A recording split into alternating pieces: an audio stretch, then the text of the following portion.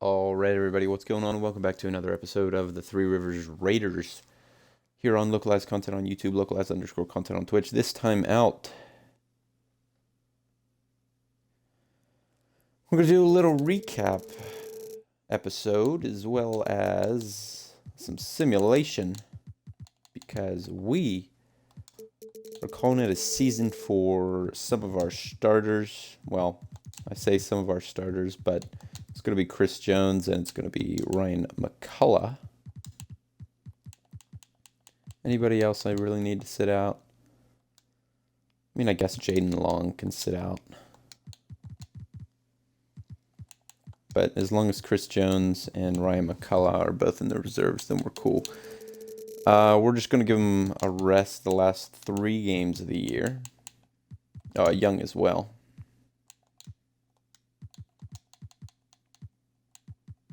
Way down there. Just give them the last 3 games off. I believe it's 3 minutes. 3 games. Williamson, yeah, Williamson as well. Levens will start. Just give them the last 3 games off to make sure they stay healthy for the playoffs. That's the main thing. And because we'll just accelerate the season a little bit more. Robert Brown's not going to start, but he is going to get minutes. We need Owens in there. We need Bauer up here. Bauer to get some minutes. Park to get some more minutes. Black to get some minutes. Let's see here. Levens, reduce his minutes some. Owens, reduce his some. Reese, give him some minutes, as well as Waters. Let's see here. Brown, give him minutes. Yeah, just take out all of our starters and go from there.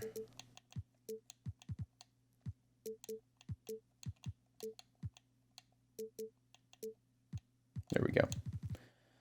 So our starting lineup for the last 3 games is going to be Levens Jr., Owens, Reese, Waters, and Corey Long. But if something changes, I will do that. We're just going to simulate with Simcast first against the Bandits. They're 11-21. Let's just get a quick scouting report on them. Bandits.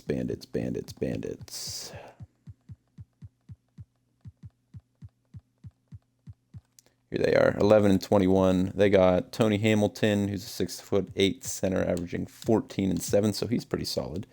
It'll be a good test for Corey Long. Grant is no good. Shaw averages 10 a game.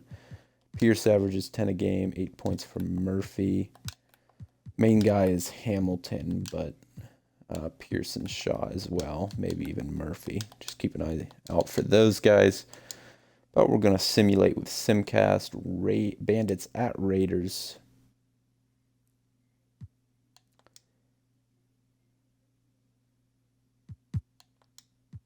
All right, so here we go.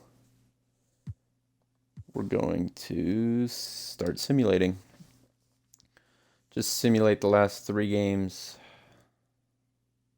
just to get them over with. We already locked up the 2 seed. I meant to show you guys that.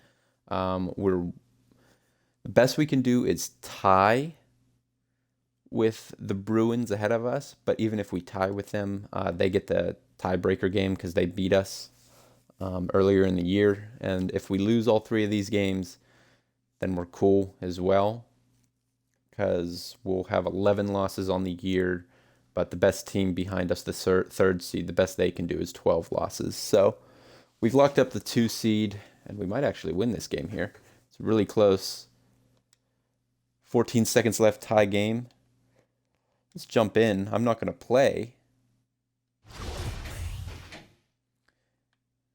But if I jump in, no crowd noise, no nothing is crazy. Choose sides. Just let me go to the middle here. Alright, I don't like this camera angle, but whatever. 7, 6, 5 seconds left. For 3, no. Alright, we're going to overtime. So, first overtime game of the year is a game that we don't play in. We didn't get overtime at all during the first 32 games of the year. Come on.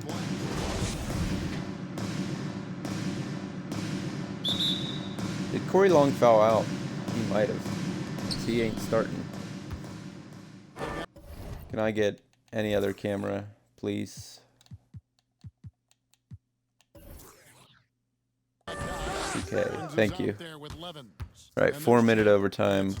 Probably not going to watch all of this, but we will simcast a little bit to get down, see if we pull it out. Tie game, less than a minute, 23 seconds. We're down 4. Jump in. They have the ball as well, so we're probably going to lose this one to the Bandits. Yeah, I don't want to watch free throws. Let's go simcast. Yep, they win 72-68. Let's take a look at the box score. Corey Long, did he foul out? Let's see. He did not foul out. He just didn't start for some reason. He had 14 points, 5 rebounds, shot 5 for 8. D'Angelo Owens shot 4 for 12, had 12 points. Jared Bauer, 5 for 12, had 11 points, 7 rebounds. Levens, 3 for 9, had 8 points. Robert Brown, in his debut game, he's a freshman. He had 7 points, 2 rebounds. Dylan Park, 5 points, 1 rebound. Waters, 4 and 9. Reese, 2 and 6. Black, 2 points. Rice, 2 points. And then, yeah, there's our 3 starters that didn't play at all. On their side, Grant had 17, and I said he was a scrub too, didn't I? Yeah, I did. Hamilton, 13 and 14. He killed us. Shaw had 10 points. So that's the first game done. We lose that one. Whatever. We had an 8-game win streak or something, but that comes to an end. Let's take a look at the playoff picture. Yeah, see, we're 24-9, but even if Nashville won out, which they only have 1 game left, they would have 12 losses, and we have 2 games left. We'll have 11 losses. So let's get into this one. The 14 and 20 Eagles. Let's take a look at their roster. I believe they're this way. Yep. Nope. Oh gosh, they have Terrence Tucker, 7'4" center, averaging 12 and 8. He's really good. Irvin Weber is a junior power forward, averaging 6 and 4. Dudley, small forward, averaging 6 a game. Sims averages 8 a game. Gardner, 7.5. I mean, yeah, you could take a look here, but their backup center averages 9 a game. He's a freshman. Patrick Conley, 7'1". But yeah, that's about it. Just main guy is Terrence Tucker. Got to watch out for him. They are 14 and 20 on the year. We're 24 and 9. So let's simulate this one. This is Raiders at Eagles. Simulate with Simcast. Here we go. We are in their place. Just wanted to get these games out of the way to begin with. And then next episode will be the first round of the playoffs, whoever we face. We're going to take a look at some stats and some other things at the at the end of this episode. We'll take a look at awards and all those kinds of things. We're going to lose this one. It looks like, I mean, it's a close game, but yeah, they're just 2-point game, and then they scored a whole bunch. It's a 5-point game, 55 seconds left, but yeah, they got the free throws and they won 74-65. Let's take a look at the box score. Their side, Conley he killed us. He had 13. Tucker, 11 points, 8 rebounds. Let's see here. Weber had 11 points. And then that's about it. A whole bunch of other guys scored a little bit. Levens, 15 points on 5 of 12 shooting. Not bad at all. Brown is pretty solid. He's averaging 10.5 points a game in these 2 games. Where was he all year? He was sitting in the reserves, but he's playing really well. Black had 10, Park had 8, D'Angelo Owens had 6, 4 for Waters, 3 for Reese. Come on, Corey. I don't know what that was. 1 for 5. 2 points, 11 rebounds. Bauer, 2 points. And Rice, only 1 point. So one thing I do have to do real fast is go into vitals and sort by 23-year-olds. All the 23-year-olds need 1 year experience. 24-year-olds should have 2 years experience. 25-year-olds, 3 years experience. And then the seniors, 4 years experience. Yeah, Brown was just screwed up a little bit there. All right, and the last game of the year is against the Warriors. Let's take a look at their roster. They are the Anaheim College Warriors. The Eagles were the... Who were the Eagles? The Eagles were Northwest Arts University, and the Bandits were Canton University. So this last game of the year, Anaheim College Warriors. Let's take a look at their roster. A.J. Hart is a senior center, averaging 13 and 8 a game. He's pretty solid. Eric Carney is a junior small forward, averaging 11. Watts averages 5 a game. Freshman power forward averages 5 a game. Senior shooting guard Thomas Thorpe averages 8 a game. Simpson 9 a game. And then after that, 6 a game from McKenzie, who's a power forward. 6 a game from their freshman point guard Malik Bryant. Junior point guard averages 6 a game, but that's about it for them. They are 16 and 18. We are 24 and 10. Let's take a look at the playoff picture. Yeah, we got the second seed locked up. Nashville lost their last game. Rock Park finishes the year at 28 and 7. So let's do this right here. The Warriors at Raiders. Yes, I want to continue. Let's see how this one goes. Without our two guys, McCullough and Chris Jones, it ain't the same story, but we are beating Anaheim so far. It is a close game, though. Hopefully our boys didn't lose their pedigree in the award races due to these last 3 games or whatever. It's a close game, 55-54 at the end of 3-61. But we're pulling away. Yeah, we're pulling away. We're going to win this one. We are going to win this one. The boys get it done on the last one of the year. That's great. Heading into the playoffs, let's take a look at the box score. D'Angelo Owens, 6 for 8, scored 15 points, 5 rebounds, 5 assists. How about that? He's going to get some minutes next year. Levens Jr., 10 points a game, or this one. Corey Long, 10 points, better from him. Black had 10 points. Park had 10 points. Reese had 9. Robert Brown had 7. He averaged 9 points a game in these 3 games. That's crazy. Bauer had 6. Waters had 5. And Rice had 3, 4, and 4. Right, so just before we get into the playoffs, I'm going to rebuild the rotation. Black, sorry, not playing at all.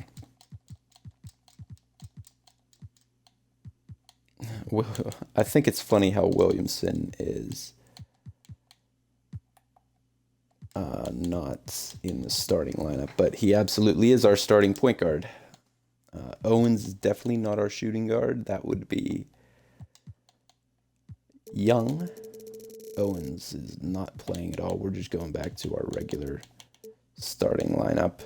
Long gets minutes, and even with the playoffs, we need to play some more minutes. Young get 30. Let's see here. Where is Corey? Corey needs good amount of minutes. Reese needs a good amount of minutes. Waters as well. And yeah, Park, you're not getting any more minutes because it's the playoffs now. It is the playoffs now. So we're going to keep it at that right there. I am going to throw Brown on the bench, though. Brown. Because look at that. All of our guys that are sitting out are all hot. But this will be our rotation going into the playoffs. Waters, give him another minute. Split that between them. All right. That looks good to me. Regular starting lineup with Chris Jones, Jaden Long, Ryan McCullough, Evan Young, and Tyus Williamson. And then Long, Reese, and Waters off of the bench. All right, let's simulate to the end of the regular season. Chris Jones gets National Player of the Year, 29.8 points, 12 rebounds, 1.3 assists, 0.8 steals, and 1.6 blocks, shooting 62% from the field, 48% from the free throw line, and 44% from three. Freshman of the Year is Ryan McCullough, averaging a triple-double, 15.5 points, 11 rebounds, 10 assists, 0.4 steals, 0.3 blocks, 46% from the field, 61% from the line, and 20% from three. Sixth Man of the Year from Fort Wayne University, Grant Sutton, averaged 8.7 points, 2.5 rebounds, 2 assists, 0.4 steals, 0.1 blocks, shooting 45% from the field, 47% from the free throw line, and 30% from three.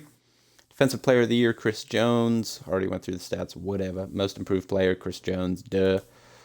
Bobby Hall, that's our coach. 25-10, gets Coach of the Year, which is kind of wild. I'm surprised the Bruins coach didn't get Coach of the Year, and Executive of the Year. This is the Athletic Director of the Year award, whatever. All right, so let's move on to the All-American teams. All-American first team, DJ Mann from the Goats, Jay Sean Outlaw from the Oilers. Then we got Ryan McCullough from yours truly, Three Rivers University. Gerard Hudson killed us earlier in the year for the Thunderbirds. And then Chris Jones, of course, is the center. All-American second team, Tony Hamilton for the Bandits. Gregory Morris Sr. for the Crabs. Carlton Fox, obviously, for the Bruins. He probably should have been the first team ahead of Gerard, but whatever. Norm Rush for the Bees. And Albert Woolridge for the Trojans. All-American third team, Frederick Harrison for the Griffins. Kobe Bosch for the Pandas. Calbert Manning for the Stampede, Monty Hicks for the Wildcats, and Henry Stone for the Hounds. Defensive All-American teams. All-American defensive team, first team. Chris Jones, Dion Marion for the Spartans, Ryan McCullough, of course, Jaden Elliott for the Thunderbirds, and Matthew Patrick for the Redbirds. Defensive second team, Scott Manis for the Superstars, Carl Anderson for the Revolution, Gerard Hudson for the Thunderbirds, Wally Dawson for the Generals, and Henry Stone for the Hounds. Finally, all freshman teams, Scott Manis for the Superstars, Jeremy Redd for the Flames, Joshua Garnett for the Huskies, Jason Outlaw for the Oilers, and of course Ryan McCullough for the Raiders. Second team, Tyrone Mullins for the Stags, Grant Sutton for the Goats, Ethan Payne for the Huskies, Otis Tinsley for the Purple Hurricanes, and Patrick Conley for the Eagles. I'm surprised he is a freshman, but it's crazy. All right, so those are the teams there. Let's take a look at the playoffs. The Rock Park, South Carolina Bruins will face the Seattle Suburbs University Jets. On our side, it is the Three Rivers University Raiders against the Oklahoma City Art School Purple Hurricanes. The next game would be the 3 versus 14, which is Nashville Music University versus Ocean Valley University. The 4 and 13 is the Scorpions against the Trojans.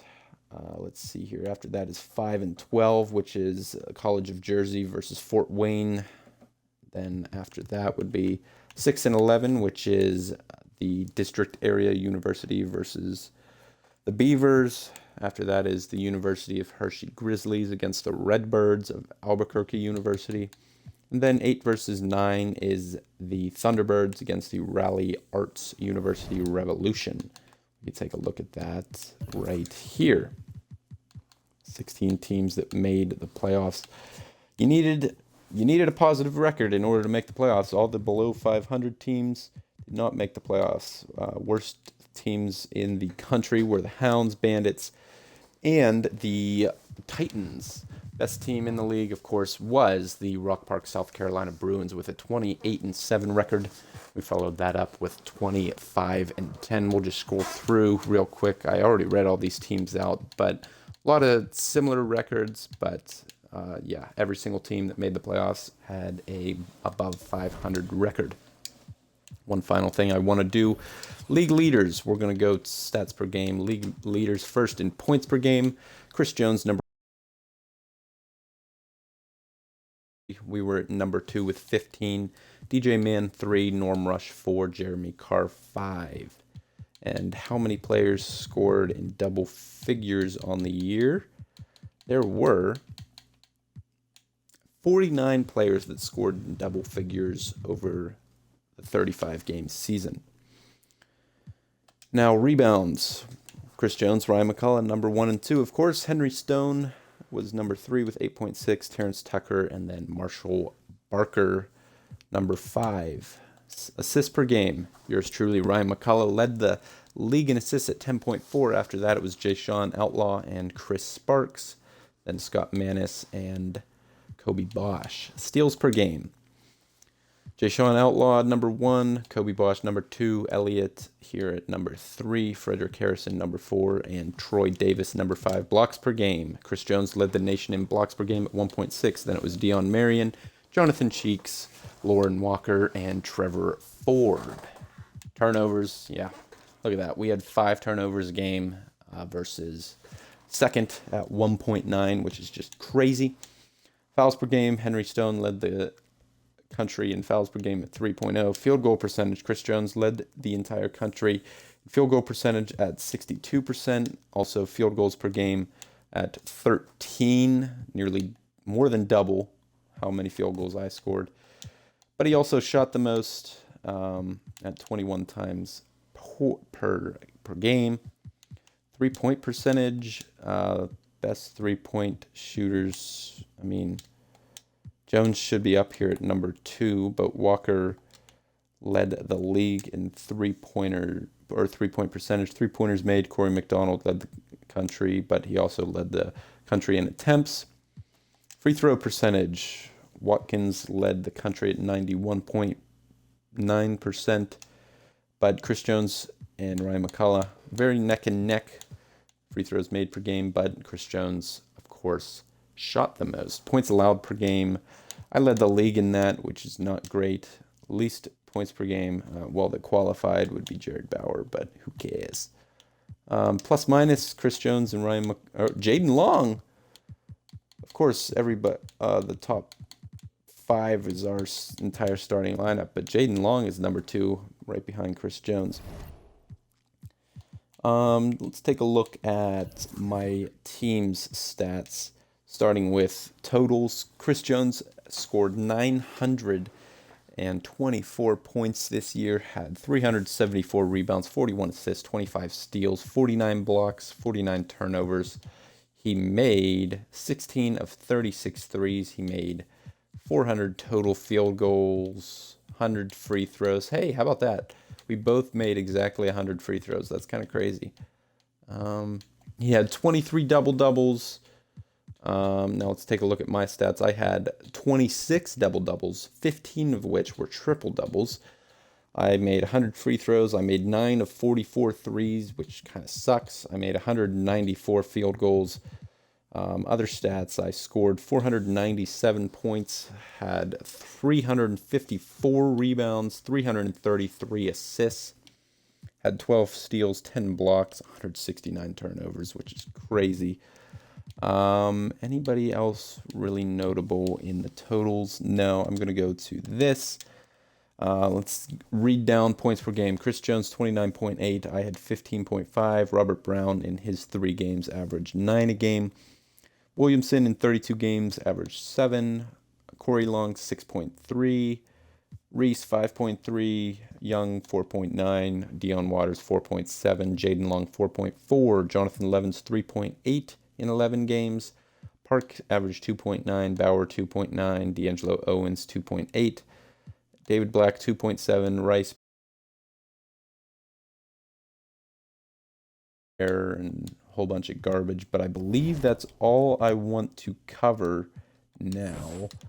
We play the Oklahoma City Arts Purple Hurricanes in the next episode. And of course, I don't remember what I did against them. I should have looked, but I forgot to look. But that's all right. Thanks, everybody, for watching this episode of the Three Rivers University Raiders here on Localized Content on YouTube, Localized_content on Twitch. Next episode will be the first round of the playoffs. Thanks, everybody, and goodbye.